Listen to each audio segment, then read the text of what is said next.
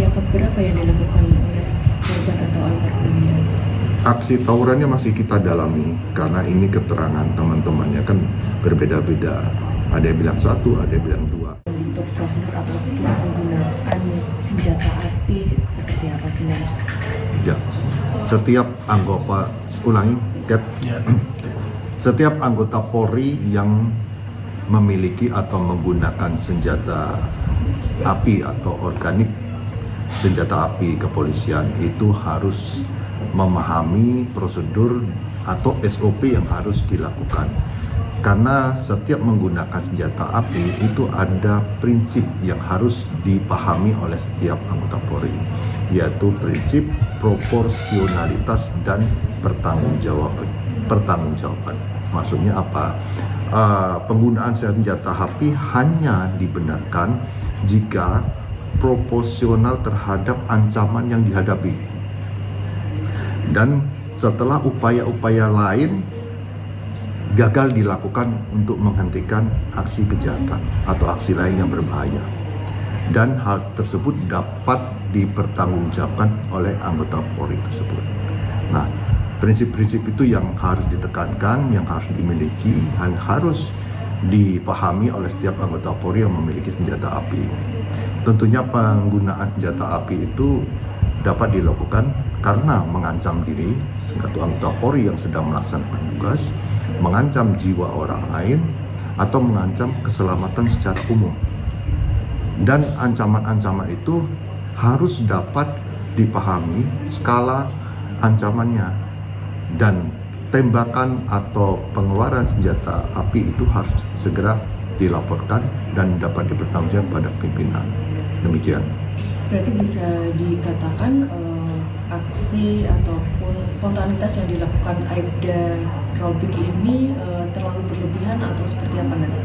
Untuk sementara waktu dalam proses penyidikan oleh Bid Propam Polda Jawa Tengah terhadap anggota berinisial R, dia melakukan tindakan excessive action, artinya melakukan tindakan berlebihan yang seharusnya beliau atau yang bersangkutan tersebut tidak perlu mengeluarkan tembakan yang mengarah kepada pelaku tawuran tersebut. Walaupun perkiraan beliau adalah ini adalah tawuran atau kreak atau begal. Nah, oleh karena itu si R atau anggota tersebut harus dapat mempertanggungjawabkan tindakannya dalam menembakkan atau mengeluarkan letusan senjata api itu kepada dinas. Berarti memang penembakannya langsung ditujukan kepada para kreat ini, tidak untuk hanya sebagai peringatan seperti itu? Untuk dugaan sementara hasil penyelidikan demikian. Jadi kita harus dapat membuktikan apa yang sudah dilakukan oleh anggota tersebut. Ada berapa tembakan yang dilakukan? Untuk saat ini masih dua tembakan. Yang satu mengenai almarhum Gama yang berakibat meninggal dunia, kemudian yang kedua mengenai temannya A dan S yang salah satunya kena di lengan. Demikian.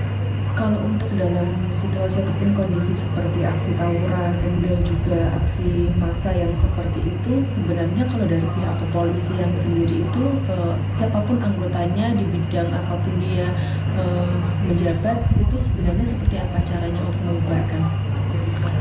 Dalam membubarkan aksi kejahatan ya atau kriminal, salah satunya seperti tawuran menggunakan senjata api atau tawuran menggunakan senjata tajam atau kegiatan kejahatan yang lain, setiap anggota Polri itu mempunyai prinsip yang harus dilakukan. Salah satunya ya yang bagi menggunakan senjata api yang sudah saya jelaskan tadi, dan bagi yang anggota yang ada di lapangan tentunya dia harus dapat memahami apa yang harus dilakukan.